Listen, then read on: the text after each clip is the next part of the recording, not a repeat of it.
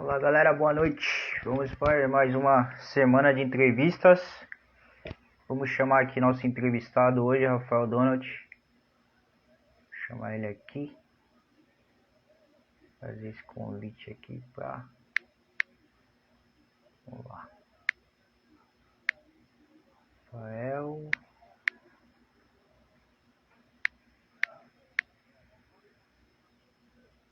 Deixa aí. Tá aí.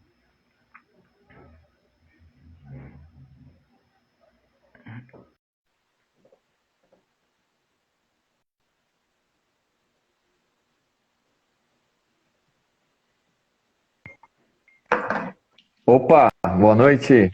Boa noite. E aí, Rafael? Diogo, como é que tá? Tudo bem? Oi, você?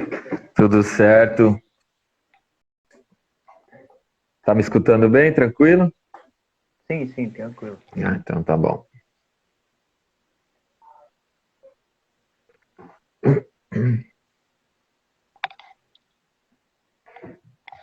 Bom, galera, boa noite a todos. Vamos inaugurar aqui a semana de entrevistas. Falar aqui com o Rafael, professor de Educação Física, personal trainer, preparador físico e futebol. Sejam todos bem-vindos. Que já segue a gente já sabe como que funciona. Vocês podem deixar aqui no adicionar comentário, perguntas, ou aqui onde tem o balãozinho com um pontinho de interrogação, que fica até melhor. Isso aí. Dioguinho aqui na área Fala, Diogo, boa noite. e outros mais aí. Dá pra ver aqui, tá meio cego. Bom, galera, hoje é a nossa entrevista com o Rafael. E decorrer da semana é só procurar aí no feed que vai estar aí as perguntas.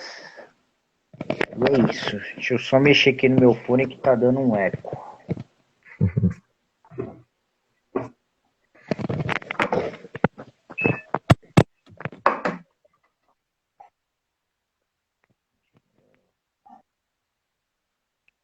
Bom, vamos lá.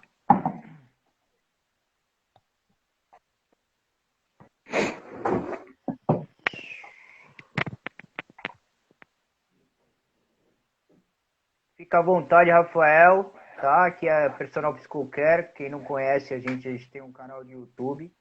E o Instagram é um caminho para jogar lá pro canal. Fica até mais fácil ser editado e jogado lá. Mas vocês podem procurar o canal, é o Personal Psicocare, entrar na lupinha lá do busca do YouTube. Que tem mais de... Nós chegamos na marca de 300 vídeos aí, 300 entrevistas. Inclusive o Dioguinho foi um dos primeiros a passar pelo canal aqui. E outros mais. Da Português Santista teve bastante gente. Teve um menino... Teve o Bruno, que é filho do professor Márcio. Sei, E o Bruninho, Cícero Pedro, que jogava lá no Sub-20, acho que não joga mais. centroavante. Aí teve quem mais? O Éder Campos, na época, ele estava na Portuguesa, mas aí foi aquela transição que ele foi pro Santos. Eu trabalhei com ele no Clube dos Ingleses também. Legal, também trabalhei com ele. E aí teve o Robson Agonte, que a gente fez um clipe agora recentemente. Era pra mim ir aí, né, no CT lá. Só que aí devido à pandemia não tem como, então... Essa Aí teve que pandemia teve fazer... algumas restrições, né? Aí tem que fazer essas gravações porque a galera pede, fala, pô, cadê o prático do professor? Eu falei, pô, tem que fazer um clipe, não tem como. Então a gente joga aí, que nem agora fiz o Donizete aí também, do Morizete aí também dele. Ele falou, pô, se não Fabrício. tivesse tido se não tivesse tido a pandemia, ia tentar te colocar lá na categoria de base lá. Aí eu falei, desse jeito, do jeito que tá difícil aí, acho que só ano que vem vai conseguir alguma coisa, né? Verdade, verdade. Mas é isso aí. Então, quando a gente terminar a sua também, você ou você me deixa eu pegar lá no Instagram lá as fotos e vídeo pra gente fazer um clipe, ou você manda pra gente, tá bom? Combinado, Pelo Zap, tá bom? combinado. Então, fica à vontade, se apresenta aí, tivemos bastante pergunta aí. E a gente tem mais ou menos uns 30 minutos aí pra resolver elas aí. Tá bom, beleza, Diogo, obrigado. Primeiramente, eu queria agradecer pelo convite, né, de estar aqui batendo esse papo com você. Agradeço aí a oportunidade, né, a todos aqueles que enviaram algumas perguntas, né? Foi bem interessante que quando você me deu o retorno, esse feedback aí das perguntas, e eu fiquei bem feliz de ver a quantidade de perguntas que surgiram, né?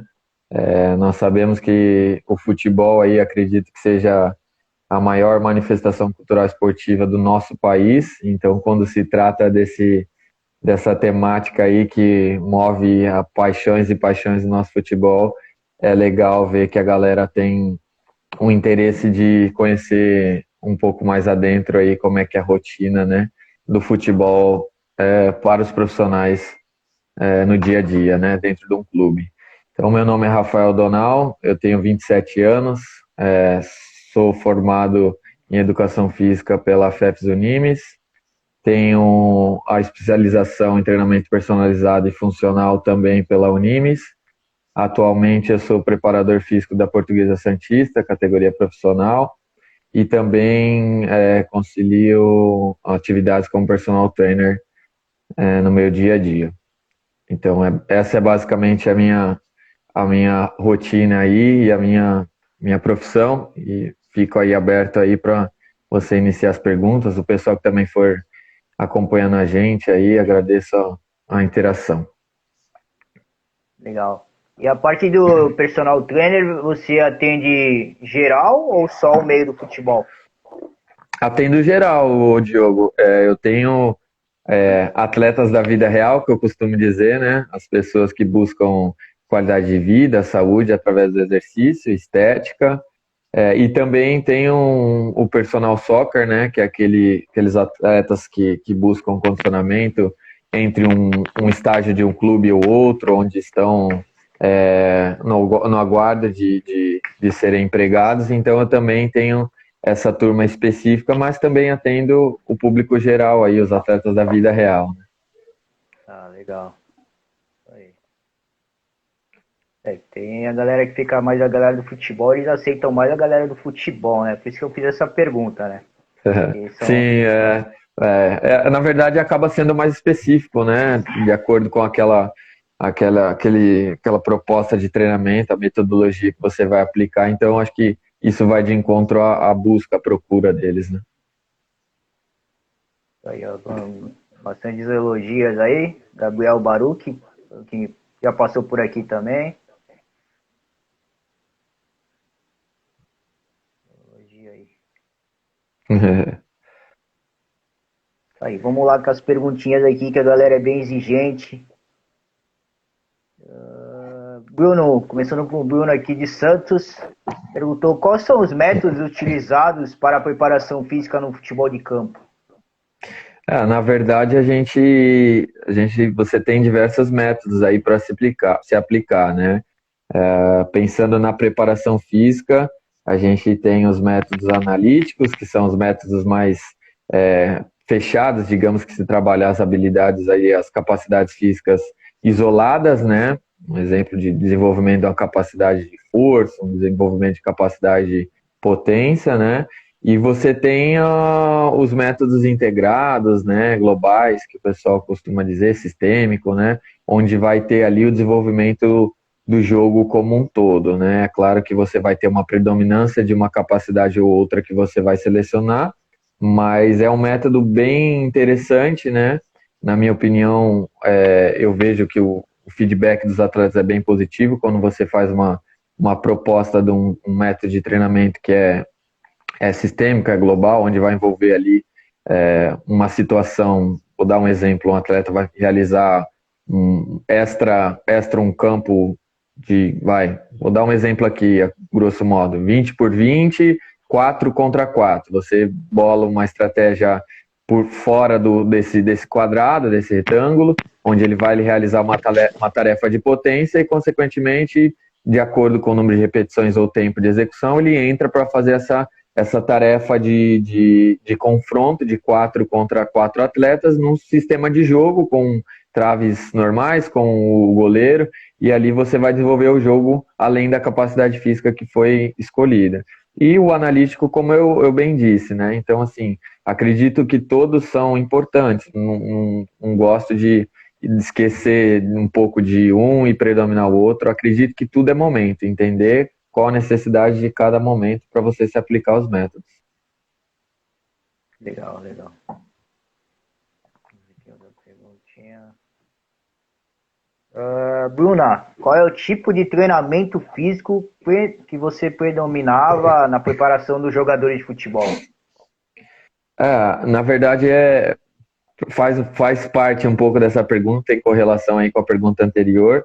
Eu acho que o preparador físico tem a missão de entender qual o momento para se aplicar determinada capacidade física, valência física que ele precisa naquele momento, né? Então, vou correlacionar com um período preparatório. O período preparatório, para quem já conhece, para quem não conhece, vai acho que entender um pouco melhor.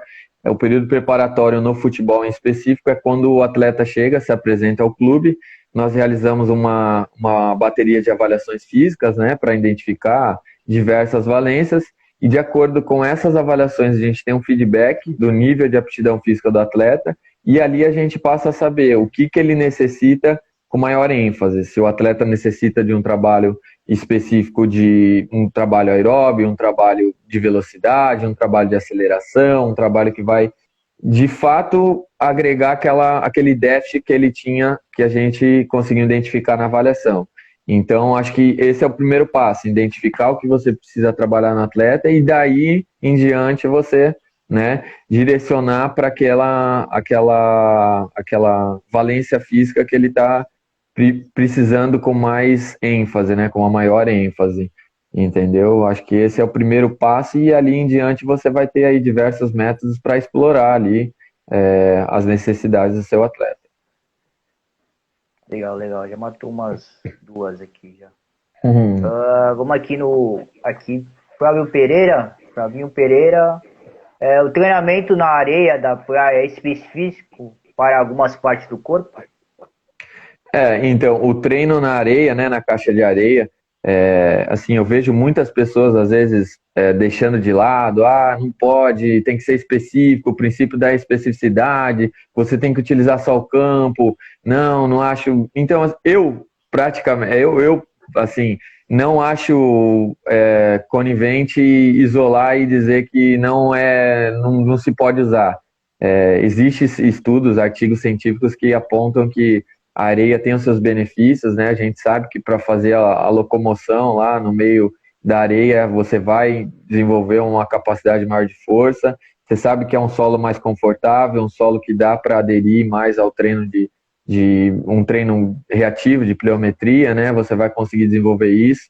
E aí também é importante a gente saber para que, quando, né? O momento, porque o tempo de ação, de deslocamento da areia comparado ao campo, quando o atleta vai fazer lá o toque no solo para se locomover, ele é um tempo maior de ação e reação comparado a um solo de campo, né, da grama. Então, acho que isso tudo tem que se levar em conta. Ele perguntou sobre o corpo, né, a gente sabe que a grande maioria dos exercícios tem uma ativação pensando em deslocamentos, né, tem uma grande ativação do nosso corpo, mas eu utilizaria também numa estratégia num período preparatório, no início de temporada. Eu vejo muito isso ainda no futebol. Como eu disse, é válido ali no começo, né? Um período preparatório, onde você pode colocar uma variedade, explorar aí um repertório, né? Para o seu atleta. Agora, no período competitivo, já não cabe incrementar talvez um trabalho desse, entendeu? Entendi. Isso aí foi uma polêmica, né? Quando o Luxemburgo voltou pro Palmeiras, né? Foi da caixa de areia lá e a galera ficou pegando no pé dele. Na verdade, o preparador físico dele, Antônio Carlos Melo, o Melo, ele tem até uma caixa de areia com o nome dele, se eu não me engano, no Corinthians. E assim, como eu bem disse, eu particularmente não vejo problemas. Eu vejo como mais uma estratégia para ser lapidada, utilizada, né? Os atletas gostam, tem atletas que têm esse relato específico deles, né? De, pô, professor, a caixa de areia, eu gosto, me sinto bem, e a gente sabe que tem os seus benefícios, né? Basta saber quando, para quê e como utilizar. Não descarta. Legal. Fizeram um elogio aqui, ó, perguntando como que é ser o preparador físico mais bonito do futebol. Lucas Clemente. Ah, o Lucas, esse é meu cabeleireiro, pô. É ele quem me deixa menos feio, ó. O cabelinho tá cortadinho. Ele dá Ah, essa legal. força aí. Tá certo.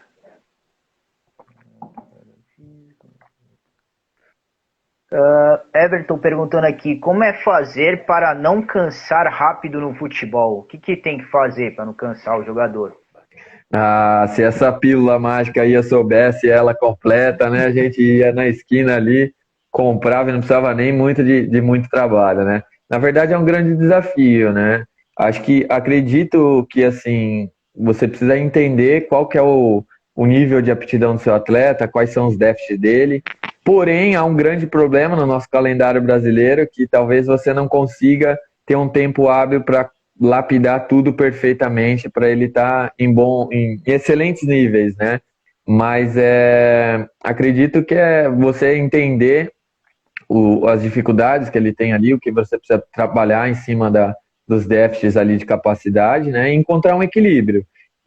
Quando eu digo encontrar um equilíbrio, é tentar deixar seu jogador forte, resistente, veloz, pelo menos o minimamente possível ali para ele conseguir atuar profissionalmente, né? A gente sabe que o calendário é bem difícil, é um desafio muito grande.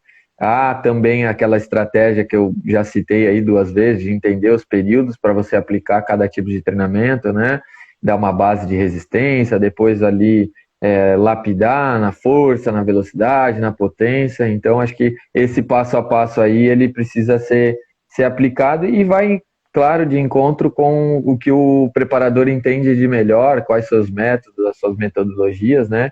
Acredito que cada um tem não vou dizer crença, mas cada um tem a sua receita ali. E, é claro, ela tem que ser baseada em evidência científica. Não adianta eu falar porque, quando eu jogava, porque assim, porque assado. Não. Vou aplicar um método aqui, que é um método já comprovado cientificamente, onde foi verificado em cima de um estudo aí com tantos e tantos atletas. Então, isso vai te dar margem para você diminuir o seu número de erros, né? Então, acredito que, na minha opinião, essa seja o passo a passo aí. Não é tão complicado e nem tão simples, né? Legal, legal. Ó, o Gabriel aqui, Baruto, perguntou, Diogão, pergunta pra ele do técnico Toninho, muito resenha, era Rafinha pra cá, Rafinha pra lá. Ah, verdade, legal. O Toninho, ele foi um treinador meu aqui. Eu sou de Itanhaém, né? Na verdade, eu moro aqui em Itanhaém. E aí, quando eu jogava Legal, bola, eu tive um treinador que teve uma grande participação na minha formação como pessoa, né? Então, acho que esses valores que o esporte traz marca a gente realmente. você foi jogador de alto rendimento? Como que foi? Nada, fui nada, perna de pau. Só aqui na cidade, aqui nas escolinhas aqui. Legal, legal.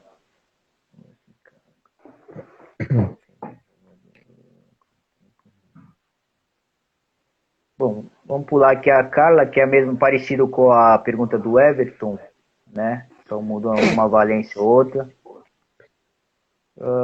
Amanda também, tá a mesma pegada. O Gustavo tá perguntando quanto tempo um jogador de futebol treina por dia? Isso é algo bem legal da gente levar em conta, né? Sabe-se que podemos utilizar aí 2 períodos, né? Podendo treinar pela manhã ou pela tarde, ou até pela noite, né? Mais comum se treinar ou pela manhã ou pela tarde. Tudo isso é muito relativo a volume e intensidade, né? A literatura aponta que 100% do nosso volume de treinamento de um período ele pode ser até 130, 140 minutos. Por que esse tempo?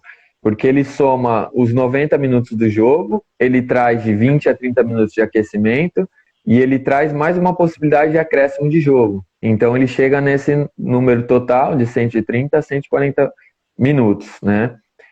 Então o 100% do meu tempo de treino de uma sessão, de um período, ele pode ser 130 a 140 minutos. Isso, se a gente for pensar em a possibilidade de treinar 2 períodos, eu posso ter 2 sessões, mas é claro que eu não vou ter 2 sessões com 100% do meu volume. É meio que impossível ter 2 sessões. Não vou dizer que é impossível, mas você pode, é claro, né? Mas é sempre aquela história, volume e intensidade. Então, controlar aquela intensidade que você vai propor. Você sabe que se você der uma intensidade muito alta, o atleta não vai conseguir corresponder por esses 130 minutos, ele não vai conseguir pendurar por 130 minutos. Então tem que ter esse equilíbrio de qual a porcentagem que você vai adotar para cada sessão, se você vai fazer um período só, o que vai vir depois daquele dia de sessão. Eu vou dar um volume alto e uma intensidade alta, mas e aí, qual que é a minha próxima rotina, qual que é a minha próxima...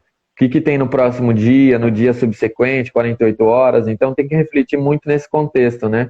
Por isso a importância da programação semanal, da programação mensal, que aí a gente entra em algo mais detalhado que se chama planejamento de treinamento, periodização de treinamento, né? Onde aí entra os microciclos, né? Mesociclos, macrociclos. Aí a galera que é mais específica da preparação, do futebol, vai entender mais do treinamento, entende um pouco mais a fundo. Mas é basicamente isso. Tinha um atleta ano passado, né, decorrer de junho para dezembro, ele era volante num clube aqui da cidade, e ele já tinha vindo de 2 operações, que ele perdeu 2 copinhas, entendeu? Então as 2 copinhas que era para ele ter passado, para talvez ser uma vitrine para ele no futebol, ou até para subir do profissional, ele tinha perdido. Tinha operado o joelho e operado outra parte da coxa lá, que ele me explicou. E ele falou que ele treinava, tipo, de manhã e à tarde. Então, de manhã, às vezes, acho que ele fazia um físico na academia, e à tarde ele ia fazer o campo, né? E aí o cara vinha derrotado. E aí ele ainda me contratou de personal. Eu falei, cara, acho que você tá querendo muito treino, entendeu? Porque eu ficava até com medo. Pô, o que eu vou dar pra esse cara? Vai ter uma lesão aqui, né? O cara já vem de 2 operações, treino o dia inteiro, ainda quer me treino de novo, de noite, tipo, na folga, como assim, né? Eu falei, o que a gente pode fazer? Se me passar o contato do teu preparador físico, do pessoal lá do clube lá, eu falar com eles exatamente o que ele tá treinando, porque ocorreu essas 2 contusões pra uma pessoa. O moleque tinha 20 anos, já tinha operado 2 coisas, foi. Tá parecendo o Ganso, né, que jogou no Santos, como assim? Eu falei, então vamos devagar pra gente ir treinando, isso aqui. Ele era alto, tinha 1,90 m, mas era muito magro. Então eu falei, cara, o cara nem tem corpo, só tem altura, né? Então, a gente ficou mais ou menos uns 2 meses assim, mas dava uns treinos. Ele falava mais ou menos o que ele fazia lá, e cheguei a falar com o preparador físico lá do clube dele lá, pra ver, e ele falava, pô, mas eu não vejo nada, o cara preparador, eu não vejo nada nele de estranho. Só que aí eu fiz um teste com ele de equilíbrio, na época eu aprendi com o professor, o Gilmar Guedes, talvez você também teve aula com ele, né? Tive, na então, graduação na pós. Então fazia vários treinamentos com ele e via que na hora que ele ia dar um drible, ele virava o pé. Então o pé dele tava assim, do nada o pé virava. Só de pular, entendeu? Então eu falei, deve ser isso aí que deve ter te provocado a tua lesão. Na época até acho que eu cheguei a falar com o Gilmar sobre isso. O Gilmar me deu uns exercícios específicos para passar por ele. Ele falou, se apontar é porque ele tem. Aí você tem que... Não precisa ser você fala pro pessoal do clube pra tentar ver isso aí. Só que aí o cara do clube falava que ele não tinha nada. Eu falei, pô, só eu que tô vendo? Tem alguma coisa errada. Na verdade, é 2 situações delicadas, né? Essa busca do terceiro período, do segundo período, ela tem ocorrido bastante até em categorias jovens, né? Os pais, hoje em dia, enxergam como uma paixão e, além da paixão, não sei se essa é a palavra certa que eu posso dizer, mas como uma possibilidade futura de um comércio, de uma sobrevivência com base no filho no futebol. Então eu vejo muito isso acontecendo, e às vezes, se você não tem essa comunicação assim como você teve com o preparador do clube, né, buscar esse diálogo, que eu acho isso fantástico, eu acho isso muito bacana e necessário, né, da nossa profissão ter essa união para entender qual que é a rotina do atleta, porque senão o atleta ele fica no meio, né? Ele vai ficar no meio de dois estímulos ali, e às vezes ele não tem uma resposta ali que possa favorecer para supercompensar, para ter um ganho de fato com o que ele está treinando. Então, para não ter o overtraining, essa comunicação que você falou que realizou aí, eu acho isso sensacional, muito bacana, né? Verdade. E a molecada tá começando muito cedo, né? Eu dei aula para um menino ano passado que ele fui ver, fiz uma anamnese, a mãe dele falou que ele começou com 2 anos. Eu falei, caramba, com 2 anos? E Né? Eu falei, caramba. no berço ele já tá treinando, já. Hoje em dia tá É, precoce, é. menino tem 5 anos, chuta forte, dá um gibe assim, mas eu falei, cara, com 2 anos, tipo, pulou da barriga e já começou a jogar bola, tipo, uma loucura. E não tinha folga, ele treinava todo dia. Eu falei, não, todos os dias da É. semana. É tipo isso aí que você falou, né? Tipo, já vendo, achando que vai virar um Neymar da vida, mas, pô, deixa o moleque Ah. crescer, tem infância pelo menos, né? Alguma coisa. Cuidado. Bom, vamos aqui para outra pergunta aqui, Luana. Quais são os principais desafios que você encontra no dia a dia como preparador físico? Legal, bacana, uma pergunta muito boa, né? Eu vou correlacionar com a nossa. Acho que futuramente tem alguma pergunta aí referente à pandemia, mas já vou começar a pincelar alguma coisa com base nesses desafios aí que a gente tem passado, né? Eu tô na categoria profissional desde 2019, e em 2020 agora nós tivemos o início da pandemia, né? Esse vírus aí realizou a paralisação de diversas coisas em nossas vidas, e esse desafio do ano passado que a gente passou, da paralisação total do campeonato, dos treinos, ele foi algo assim inédito na história do futebol na nosso país e no mundo. Nunca tivemos aí esse período tão prolongado sem treinamento. Então foi um desafio muito, muito grande, né, de entender quais as estratégias que nós poderíamos adotar para tentar minimizar a perda de condicionamento dos atletas, né, e sendo que cada um estava em suas residências, né. E aí você tinha que elaborar uma rotina de treinamento com que eles, de maneira segura, né, em casa, de maneira que não fosse expor os atletas, e com que você tivesse uma manutenção, né, ali, uma perda menor possível para que o atleta se apresentasse em condições não tão abaixo assim no clube, no retorno das atividades, que também não tinha data, não tinha previsão. Então, assim, para mim, na minha vida profissional, eu acho que esse desafio da preparação física, eu acho que vai ficar marcado para sempre. Os preparadores físicos que trabalharam nesse momento, acho que, né, eu conversei com diversos aí durante o retorno do campeonato, e assim, foi algo surreal de você criar métodos de trabalho em casa, usando chinelo, usando cadeira, usando toalha, você tinha que ter um repertório para tentar encaixar aquela valência, aquela capacidade de acordo com o que o atleta tinha na casa dele.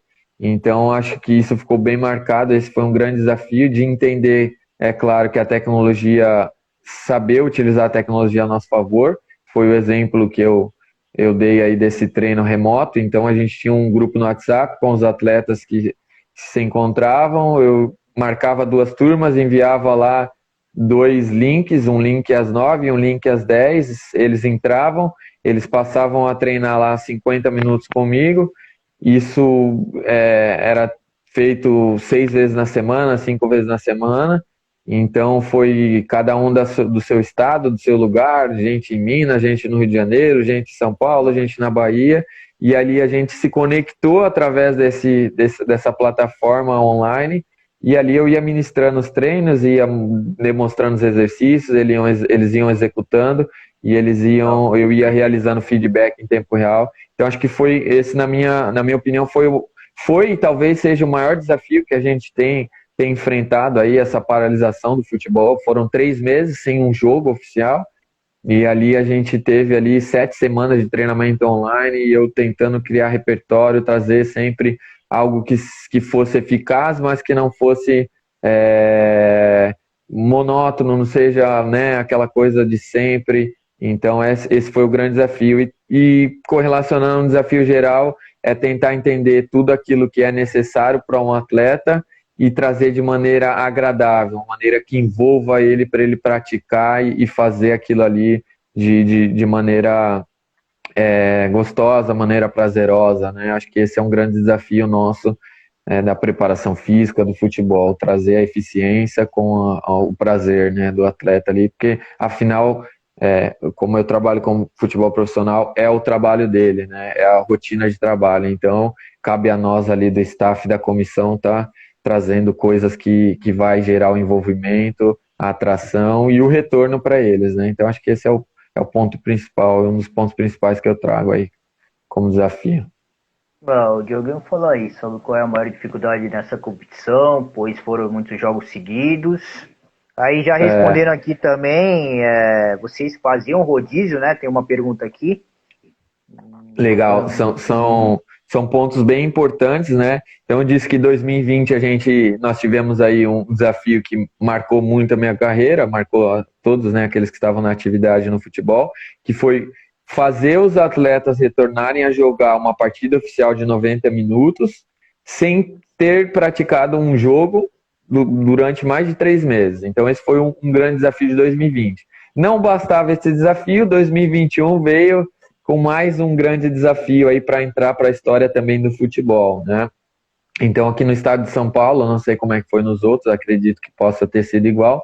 No estado de São Paulo nós tivemos, vou dar o exemplo lá da Portuguesa, nós tivemos cerca de 7 semanas de período preparatório, realizamos a pré-temporada, iniciamos o campeonato, tivemos 4 rodadas e houve a paralisação novamente, onde foi chamada a segunda onda do Covid, né, que veio aí, infelizmente, de maneira muito triste. Realizamos a paralisação, adotamos alguns métodos de treinamento isolado, protocolo de treinamento online, tudo aquilo de novo, até que voltasse os treinos. Voltaram os treinos, a gente acelerou, tivemos aí cerca de 4 a 5 semanas parados, né, com o intervalo da 4ª rodada para a 5ª, e voltamos com a 5ª rodada com uma grande surpresa. O calendário foi, né, comprimido para tentar entregar o campeonato dentro do prazo, onde nós voltamos com 3 jogos por semana. Sabe o que é jogar dia sim, dia não, dia sim, dia não?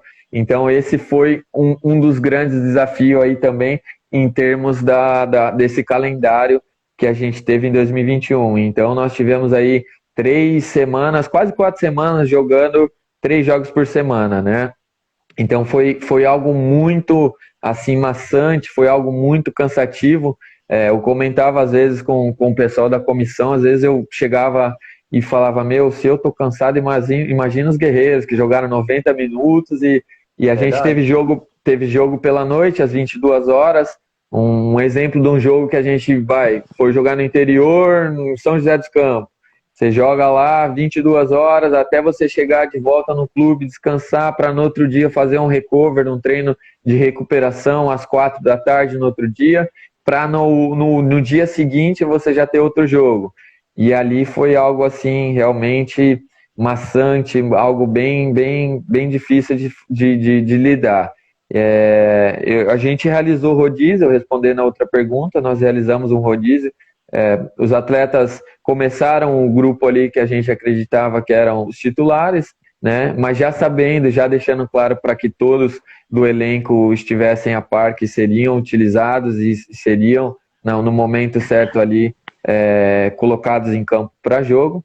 Então a gente iniciou com o primeiro grupo e realizávamos uma avaliação de fadiga, né, junto do Alexandre Rocha, que é o nosso fisiologista, mestre, onde meu braço direito lá na Portuguesa da preparação, e ali ele fazia um controle sobre a fadiga neuromuscular, né, dos atletas, um salto vertical, um aplicativo que dava ali a altura que ele saltava, tinha todo um mapeamento ali da temporada, o que ele saltou, qual era o maior salto dele, e estatisticamente ele rodava ali algumas fórmulas que apontavam para a gente ali qual era o nível de fadiga, alto, leve, né, moderado, e junto de alguns questionários que eles respondem diariamente no celular deles assim que eles acordam, né? Qual é a recuperação, nível de estresse, humor e assim por diante. Então isso tudo foi os balizadores, os parâmetros que nós tínhamos ali, são meios subjetivos, mas são meios eficientes, eficazes, comprovados cientificamente, né? Então ali era onde a gente tinha os nossos indicadores, né? Além do feedback ali, é claro, dia a dia com o atleta, né? Uma conversa para ver os relatos de apontamentos, e ali foi os nossos balizadores. E por surpresa eu tive somente um atleta de um elenco de 26 eu tive somente um atleta que jogou o campeonato, a gente encerrou o campeonato agora sábado, o campeonato tinha 15 partidas, esse atleta ele foi expulso um jogo e teve um suspenso, no término do jogo, aos 46, foi um jogo que infelizmente a arbitragem não foi tão precisa, e aí ele foi expulso, ele cumpriu um jogo de suspensão, e de um jogo fora, de 15 ele sobrou 14 jogos, né? Aí ele cumpriu ele jogou 13 jogos. Esse cara jogou os 13 jogos. Ele pegou esse batidão do jogo um dia sim, um dia não, e ele jogou 90, 90, 90, 90. Ele jogou esses 90 minutos nesse batidão aí, um lateral direito, um atleta que tem assim uma predisposição genética e uma tolerância tremenda para essa rotina que a gente teve aí. Acho que esse vale a pena destacar. Até brincava com ele, falava, pô, meu, tu é de outro mundo. Mas a estratégia de rodízio ela foi válida, né? A gente sempre obedecia para quando o atleta tinha os apontamentos de fadiga, para a gente não perder ele a médio e longo prazo ao decorrer do campeonato. Então a gente adotou também essa estratégia de fadiga, entendeu? Complicado. Isso aí, quem ganha o campeonato, né, acaba sendo quem tem mais elenco, né, mais jogadores, né. Ver aqui quem tá na final da Série A, o São Paulo, que comprou bastante jogador, manteve a galera de Cotia, né, e o Palmeiras, que é um time milionário. Não tem como. Acho que isso que você disse é um fator muito interessante e que colabora, ajuda, é claro, no processo, né? Quanto melhor e maior a sua estrutura, você vai conseguir explorar isso de maneira melhor, né? E vai sobrecarregar menos ainda no seu elenco. Então, acho que essa é um fator que colabora também, a gente tem que levar isso em conta também. Beleza. Bom, eu tô vendo aqui pela hora aqui, a gente tá chegando no nosso final. Temos essa pergunta do Gabriel aqui. Mais umas 4 perguntas aqui, mais umas que ficaram. Então eu vou te dar uma ideia. Não sei como tá a tua agenda, você que vai ter que me falar. A gente fazer uma segunda entrevista, tá? Tá bom? Podemos, sim. Agora eu tô mais tranquilo agora. Tá, E aí a gente responder as que ficaram aqui, que ficaram bastante. E a gente responde essa do Gabriel e finaliza. Tá bom, beleza. Eu falo muito, né, Diogo? Se deixar eu me empolgo aqui, velho, eu vou embora. É que passa muito rápido e eu não consigo fazer muito 1 hora, porque senão o Instagram também me derruba. E aí, como eu tenho um cronograma, aí fica ruim. Então vamos lá, Gabriel. Como foi para você chegar no profissional e quais são suas metas no futebol profissional? Legal. É uma pergunta bem bacana, né?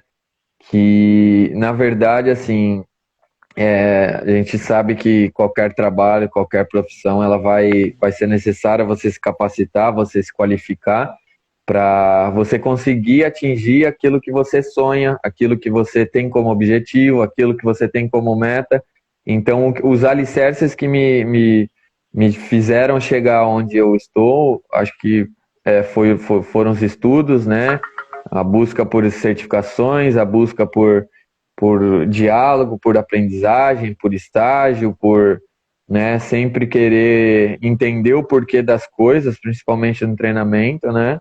Trazer a ciência como um embasamento ali para me fornecer as melhores qualificações possíveis, né? Então, o estudo ele foi uma grande base para mim. Na verdade, na minha vida, nada foi tão fácil em termos de falando profissionalmente. Eu moro em Itanhaém, um pouco mais distante de Santos. Aqui tem uma cidade muito boa, muito maravilhosa.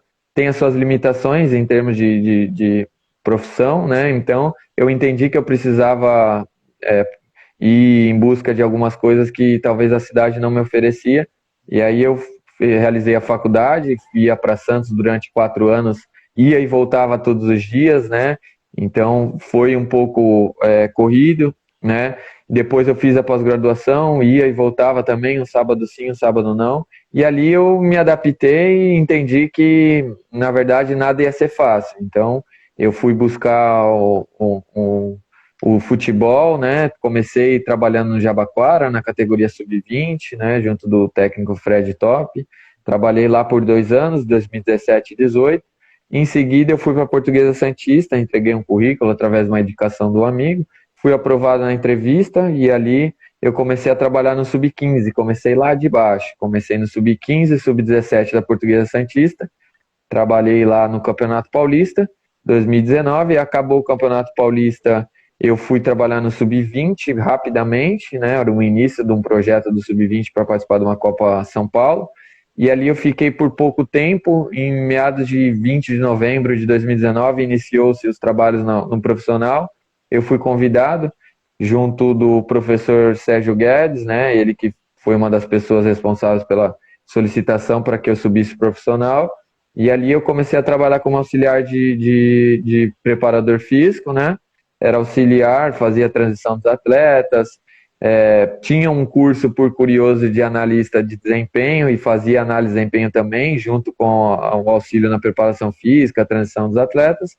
E aí, 2020, no retorno da pandemia, teve uma mudança no clube, eu fui promovido para preparador físico principal, e de lá para cá, os 2 anos seguidos, 2020 e 2021, eu me tornei o preparador físico mais jovem no Campeonato Paulista da Série A2.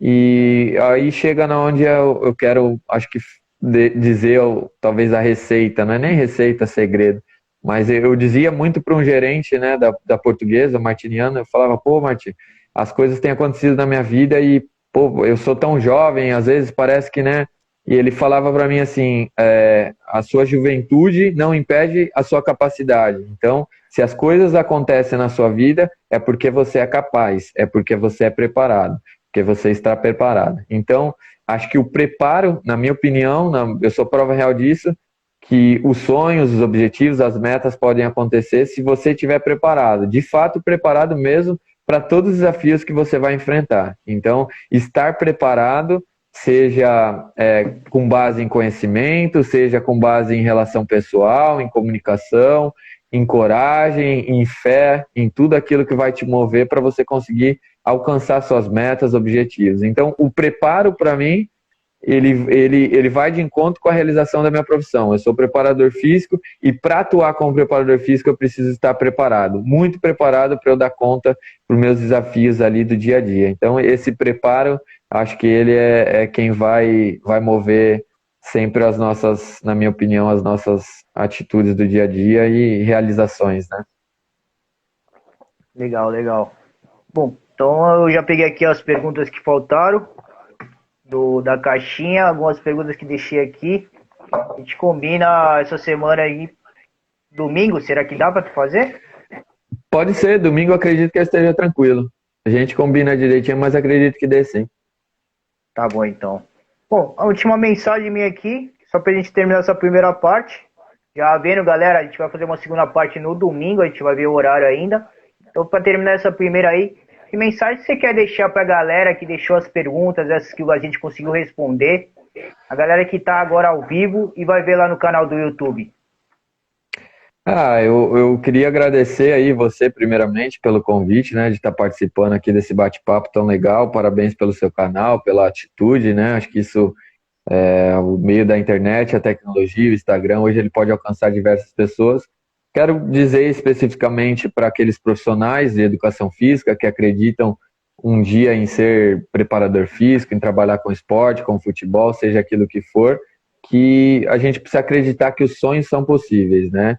Os sonhos são possíveis e a gente precisa estar preparado, como eu bem disse anteriormente, para que as coisas aconteçam na nossa vida. De maneira geral, não só para os profissionais, mas acho que para todos que estão acompanhando a gente também. Acho que esse segredo da vida é a gente estar preparado para as coisas. É claro que a gente vai ter dias menos bons e dias mais bons, mas é necessário encontrar esse equilíbrio para que a gente siga em frente sempre, buscando ser melhor dia a dia e alcançando as nossas metas, nossos objetivos, quebrando os paradigmas, né? E vencendo desafio a desafio. Afinal, a vida é desafio, né?